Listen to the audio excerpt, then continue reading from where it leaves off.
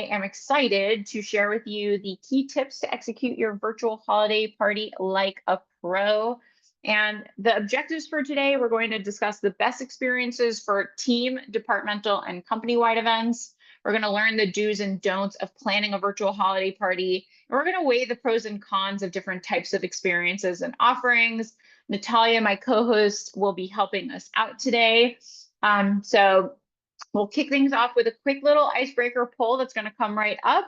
We'll jump straight into why we're here, cover the best experiences for your team. As I said, just go through those do's and don'ts, some charity-based experiences as well. And I'll also share a freebie at the end. So please wait for that. And if there's some time left, please we will answer some Q&A, but please engage in the Q&A feature on Zoom or drop your question in the chat. If for some reason I'm not able to get to it today, I'm going to send you a personal email. I will answer it. And yeah, let's get straight to it. So we got two quick poll questions. So get your clickers ready. The first question is, what budget do you have allocated towards holiday parties? And I think that this is just a helpful question for all of us to be able to see. Because you'll be able to see that usually there's a little bit of everybody clicks on every single one of these options is what you'll see. So you're not alone if you're like, oh my gosh, I can't believe my boss gave us blah, blah, blah. You'll find that somebody else's boss gave more, somebody's boss gave less. And I think it's just helpful to be able to see that. We've got about 80% participation. I'm going to close this in 5 seconds. So 5, 4, 3, 2, 1. Awesome. I'm going to end the poll. I'm going to share the results, and you can see you got a mixture of everything, with probably the minority being in that $100 per person section. There's a lot of great options that you can do regardless of budget. So I don't want you to feel nervous when you're like under the $25 per person budget. We've got something for you, and there are options that exist. And then the next poll that we're going to run is, what is your company's goal when it comes to holiday party planning? So is it improving employee morale and engagement? Are you trying to show appreciation, recognition, networking, and relationship building? Or is it something related to like brand image, compliance, and inclusivity? And since we've got a lot to cover today, I'm only going to give us another few more seconds since we're already at a pretty good participation. Amazing. I will end the poll in 5 seconds.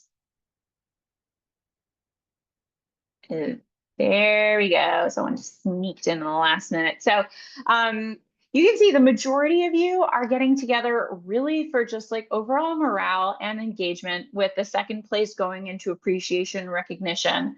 I think, you know, what's the important takeaway for today is just knowing that morale, engagement, appreciation, recognition is something that you should do all year around. I like to compare it to dating, or, you know, going on a date with your significant other. You can't just do it once a year. You got to do it throughout the year to keep the spark going.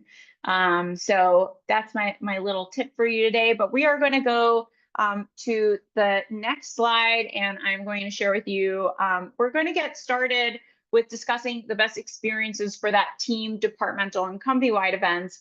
And your first consideration here should be the different needs per level. And there are 6 different levels of company culture that are probably the most obvious. So let's go over them quickly.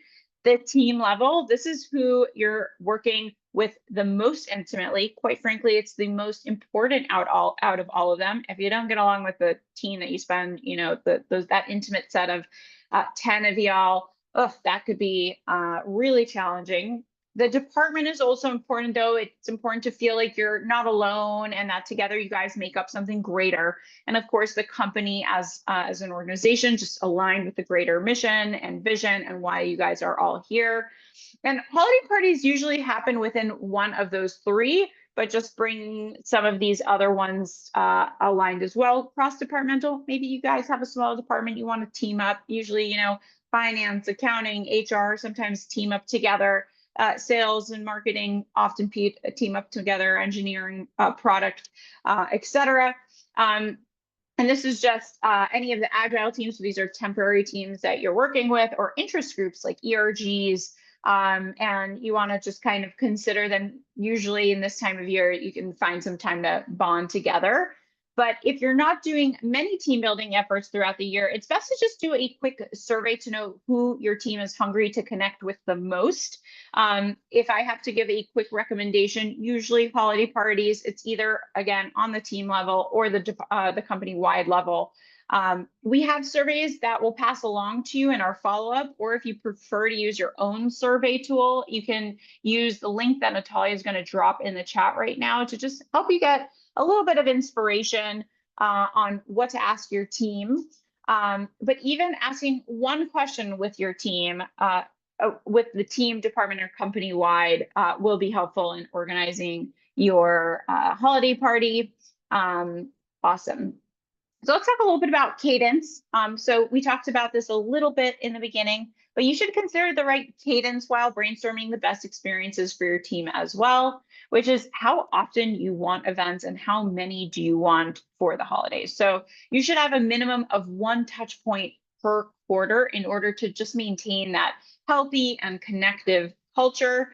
Monthly is usually the goal that most companies have. So wellness events, but otherwise more than one event per month might be too much for employees as well. So giving them that opportunity of 12 events throughout the year and saying, hey, don't attend, you don't necessarily need to attend all of them, but give them a goal, some kind of number to hit to, and say, we would like you to attend 6 to 8 of these events a year. And that should be like a goal that the HR team also sets for themselves to make sure that they can try to achieve that engagement. For quarterly engagement, we recommend 2 different types of path that we see for customers. Again, this is where the disclaimers come into play, where you need to decide what's best for your team. But you can see on Q4, usually that is that company-wide or that team. And then it kind of follows whether you want a bit more of an emphasis throughout, like how you want that emphasis throughout the year. And when it comes to holiday season, we suggest having one company-wide event to bring everyone together, but you're usually doing things as a company throughout the year. So having team and departmental events are really the best way to show a more personalized appreciation, and often leads to just deeper connections with the folks who have worked together all year. So team and department events are so effective for that holiday team building because it's much easier to gear your event towards a group of 10 than a group of potentially 100 or 500. Maybe each one of you could share in the chat, how big is your company size? So also, most teams are already very close to each other. So this just gives them this opportunity to really spend time that isn't like, just work. And you want to enable each team to choose their own experience that would be best for their culture. And we have a solution actually at Confetti called our multi-user feature. And it just allows HR teams to be able to allocate a budget to each team member. We have a few different options, but I'm just kind of simplifying it. And they can use that budget on experiences on our platform. Each team can also pick and plan whatever experience they want. And we do all the heavy lifting and hard work. So it just doesn't have to fall on HR's plate. So if you're interested in learning more, Natalia sent over is going to drop a link in the chat. And these are our holiday planning for teams. And again, it's really helping if you've got for example, Chelsea wrote in, she's got 80,000 employees. She can't plan team events for all 80,000 people. So empowering those team leads to put together their own events. Jillian, for example, who wrote in, she has a small group of 55. Most likely one person within the organization is going to plan an event for that entire company. Best experiences by department. So this is what we've seen. We're going to cover C-suite, HR, and admins and sales teams. But of course, if you need any recommendations, shoot me a note to my email. I'm going to drop it down here. In general, if you want any brainstorming, I'm happy to do so. And again, you can do any experience depending on the feedback that you get from your actual team. But if you're going in without any information, these types of experiences are just like a really great place to start. So best experiences by department for the C-suite. They usually love kitted events, things like wine tastings and cooking classes. But we do have this amazing experience called Coworker Clash, or now, Natalia, I think we just renamed it, right? I'm trying to remember. Did I miss it? No, is it that? It is basically Family Feud. You can find it on our platform. Everybody loves a good Family Feud experience. HR and admin. So I love these options for HR and admins because y'all don't get enough love, don't get enough praise. So getting you all together to do workplace gratitude is an amazing experience. Really just kind of brings in the love and spirit of the season. And laughter yoga, just to get all of y'all laughing, because we could use some extra laughter also within the HR departments. And a personal favorite experience of mine is Traders Trivia. I am terrible at trivia, but this is trivia with a twist. You have one trader within the group that actually knows the answers to the trivia questions and is trying to sabotage the team and trying to redirect them to get the wrong answers. If they convince the team to get more wrong answers than right, then they actually win. But you can also start to try to be like, oh, wait a minute, Bob on the team seems suspicious. He's led us to the wrong answer 3 times. And then maybe you should stop listening to Bob. So I love that. Lots of laughs. And then lastly, the sales team, they love a good competition. They like to laugh. These are teams that are very like fun and playful with one another.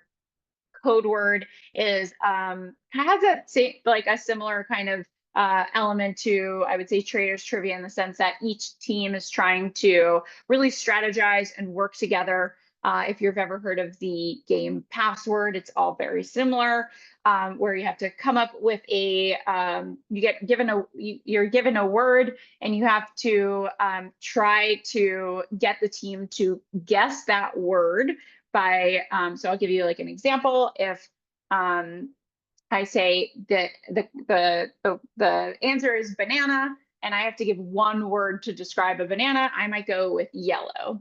But if the next team goes and then they say fruit, then their team is going to say banana, and then they're going to get the point. So it's very strategic on like how to like, what information do I give my team to help, but also not give the other team the answer. Super, super fun time. Drag queen trivia, casino night. And again, you can feel free to reach out to us. We will be happy to brainstorm the perfect event with your team. For larger company-wide teams, we have 4 different options here. So experienced planners often aren't sure what to do for a really large company event, especially remote or hybrid companies, but there are many different options to get bigger groups engaged easily. And I've picked out our most popular and my favorites. We're going to start off with Hub, which there's a few different versions of. There is Coffee House. But these are different experiences in different breakout rooms. So you actually come and it's a have your own adventure experience. And what I love about it is it's 2 hours long, but you can show up anytime you want. You can come in halfway, you can stay for 15 minutes, you can leave. It's perfect for really busy teams where you're like, oh my gosh, we're never going to get all of our schedules aligned. You can easily book a pub. Game night is pretty similar, but it's different games that rotate, allowing people to have like a little bit of everything for everyone. And then casino night is very similar to that pub, where there are different games in different rooms, but also you can just stop in, you can leave. And then the last one that I want to bring up here is just to pick your own adventure. So we can work with you with creating a sign-up sheet and have a few different options, and each person can select which experience they want to join: a wine tasting, a cooking class, a game. And depending on where they are, there's a certain event that is for them. we'll be talking about time zones and all that fun stuff shortly. So now I'd like to jump into the do's and don'ts of holiday party planning, just to give you a quick and comprehensive overview of the basics that you should be considering during your planning. So we're going to start off with do. Do understand the most popular times. So when it comes to the holidays, plan ahead. Great minds think alike. The dates you have in mind for holiday parties are probably being considered by many others as well. So survey the team to ensure you're finding the best time for maximum participation, or hell, just go and lock something on the calendar and try to make it work for the most amount of people. But end of November into the first week of January is the classic holiday party timeline. And you can run into a lot of scheduling conflicts. So wherever possible, anticipate date popularity and plan ahead. Don't try to book things that are inconvenient for different time zones. So like if you have a team in India, don't make them wake up at 3 in the morning to participate in their holiday parties. So if you are asking folks for that inconvenient time zone to participate, just give them a little perk, like being able to start work late the next day, give them a gift card to treat themselves to breakfast. Just make sure you're taking account of anyone who would be joining this event. And if you can't find a time that works reasonably for everyone on the team, meaning it's not too crazy, not too late, consider planning a second event for your international team members to make sure that everyone has an opportunity to join in. So it's the identical experience, but you're creating two different time slots, one, let's say in the AM, one in the PM. This is also good for people in the United States as well. Maybe they don't want to spend their time having fun out like during their work hours. Maybe some people after work can't join because they have, conflicts with kids or some kind of childcare management. So that's that. Do ship in advance just to avoid any issues. So no one is immune to the chaos of the holiday shipping. I'm sure we've all been there at some point. So if you're doing an experience with a ship component, and many do these around the holidays, because it just is like really special to receive that little kit in the mail and make sure something, is done together with your team. Just need to plan ahead as much as possible so you don't run into shipping delays or any other kinds of fees. It's worth it. Finalize those early. Make sure everyone enjoys it. I am still moving quickly because we've got a good amount of content left. So hopefully I'm going in a speed that is working for everybody, but don't stress about doing everything equally. Equality is great, something to strive for, but it's not worth the stress over the little things. And when it comes to planning for these things, you'll never make 100% of people happy. I'm sure you all can relate to that quite a bit. So if someone cannot receive a package because they live in an island in the middle of the ocean, send a do-it-yourself list and a stipend. Let your event coordinator know in advance. And then the in-person folks, for example, let's say if you guys have a hybrid situation, you have an office that's doing a wine tasting, give the virtual folks a virtual wine tasting too. You don't need to feel forced to fly everybody over there to participate, but effort is key here, and people want to know that you care. But most, good folks aren't going to give you a hard time on the little details. I do know that for companies that have that hybrid element, sometimes they do let those remote workers slip by from their attention, and then those remote workers feel a little bit like second-class citizens. So it is important to try to find that right balance. Do experiences over gifts. I am a little biased, but the saying goes, collect moments, not things. And I do really believe in this one. And there's just so many community and team building opportunities that come from experiences that gifts just can't match. Gifts are either, often a hit or miss when everyone receives the exact same one. It's often a miss. You might not need another water bottle. We sell those on Confetti, but I want our customers to do the experience because that's often, just what really makes that memory happen. And research has shown that people often derive more happiness and satisfaction from experiences compared to material gifts.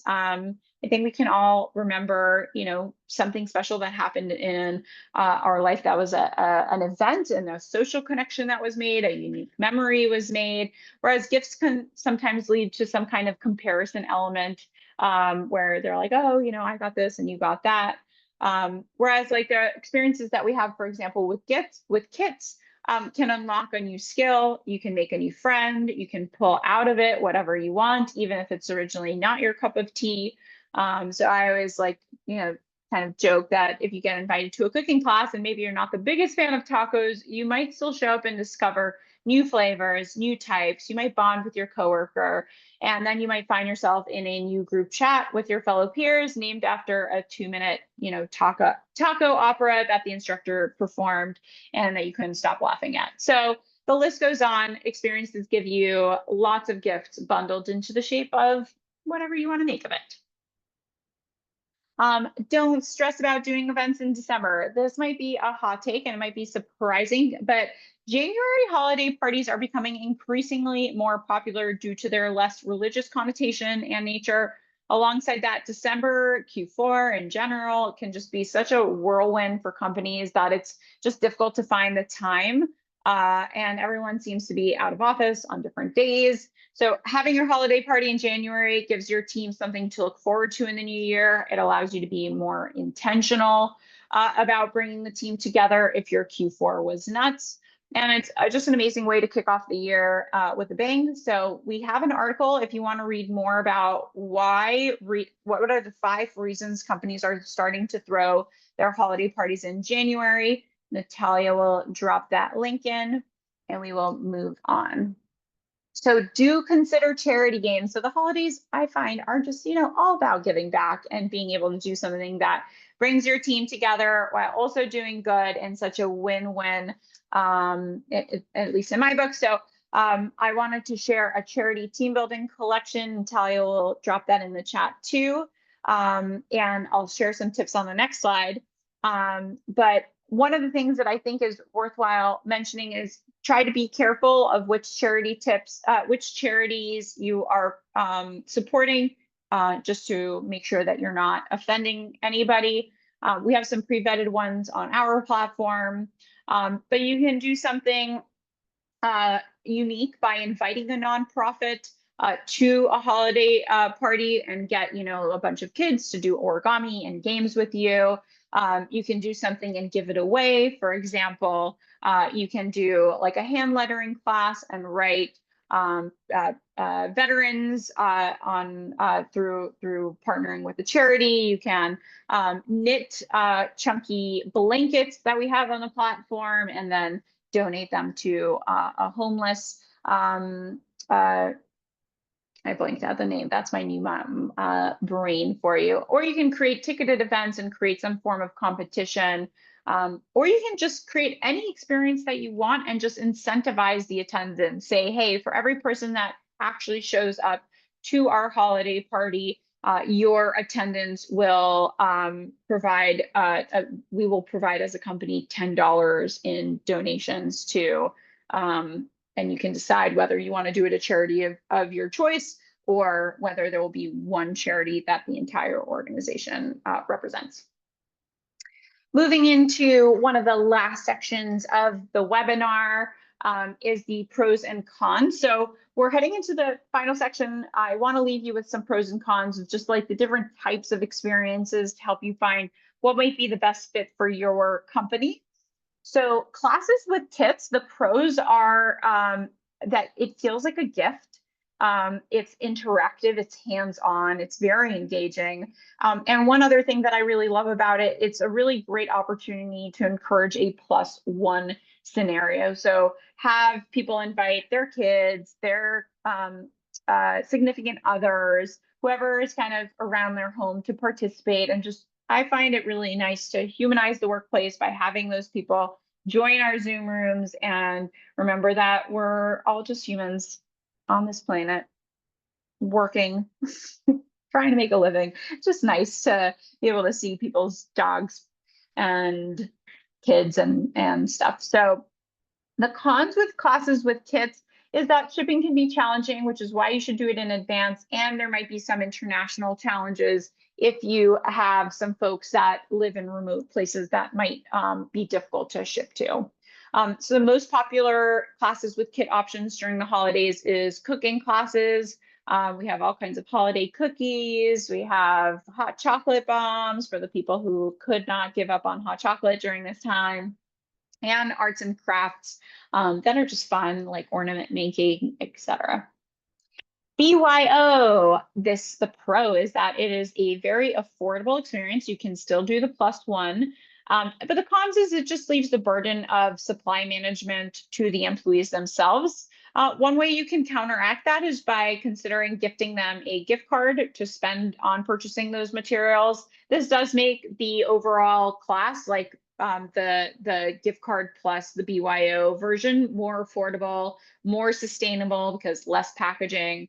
And it's just good if you're on a time crunch. If you're like, oh, darn, I didn't get to book my holiday party on time. I still want them to really do a cooking class. This is a great way for you to still get everything that you want. Awesome. Games. The pros for this is it's extremely interactive. I find it's also really an amazing way to produce those like inside jokes. And the cons is I think that it requires a lot of hype and differentiation. So I think, what we've heard, and I don't think that this will be a surprise to anybody, is that a lot of people have tried to do virtual events in the beginning of the pandemic and they didn't go so well, or maybe the head of HR wanted to host it themselves and people kind of got bored. There was like less engagement. It wasn't a professional host or professional content. And so you really need to create a little bit of excitement as to why this experience will be awesome. So a tip that I recommend that we talked about earlier, but consider that charity element for participation, and just make sure that if you're running a game that is hosted by a professional, that way you guys can have a great time. Gifts and swag, we talked about this a little bit. Everyone loves a gift. That's the pro. The cons is just making sure that if you're doing it, try to make it customizable and personalized. That way you guys aren't wasting money and resources if people don't like it or if it doesn't fit. And we're gonna head towards the end. I want to give you a little bit of time back in your day so you can take a breath and maybe, get a glass of water. We're going to take a final poll here and would love to know if it would be helpful if someone on our team reached out to you to help your holiday party. Natalia will kick that off. It's like a yes or no. Just let us know what you would like so we can help you out with that. And as I mentioned earlier, there's that opportunity for the holiday planning where we can help you educate yourself on how to empower your teams to plan themselves. Quick on the freebies here. So we want to just gift you all with the opportunity to get $50 off your next event with us. So the code for that is thank you 50. Thank you 50. If you want to be planning something with us soon, that hopefully will help y'all save money. Any questions that I can help answer as we're towards the end of this webinar?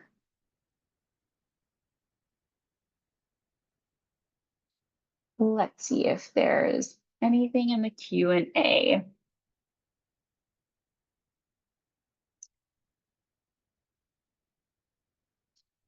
So I got one person who so far said something.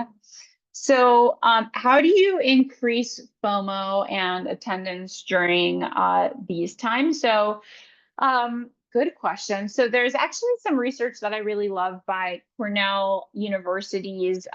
It's Thomas Gilovich and Amit Kumar. They found that people experience higher levels of happiness in anticipation of an upcoming experience rather than during the experience itself and when reflecting on the experience afterwards. So this 3-stage of happiness is actually something to take advantage of. So you got to really hype up the experience. It's time to put your sales hat on. You can use Slack channels or team channels to create hype before the event, like dropping Easter eggs, like saying different icebreakers like we did earlier, or just information about the event. For example, one of our teams did a wine tasting, and they just started talking about what wine they were bringing to the event and which wine's their favorite, if they're like a red or a white or a rosé or a sparkling kind of person. And you can do like 7 days of wine trivia. You can schedule them all out in advance, so you don't even need to like think about it every single day. And just create prompts like send a picture of your favorite plant at home if you're doing a terrarium class, or offer just like little incentives, like one person who sends a picture will get a $5 gift card to Starbucks. Anything to just drum up the team and get them hyped and excited. This is going to create a buzz. It's going to create that FOMO starting, and it's going to start making people question whether the quality of the events have gone up, making them feel more encouraged to go. And yeah, that's a little bit about how you create that FOMO. Make sure to also, once the feedback comes in and people are like, oh my gosh, that was amazing, make sure that that's done in a public setting so people can see that. Awesome, everyone. That is all the questions we have today. I hope you have a wonderful day, and we hope to see you again soon. If you need absolutely anything, please reach out. We're here for you. And happy holidays.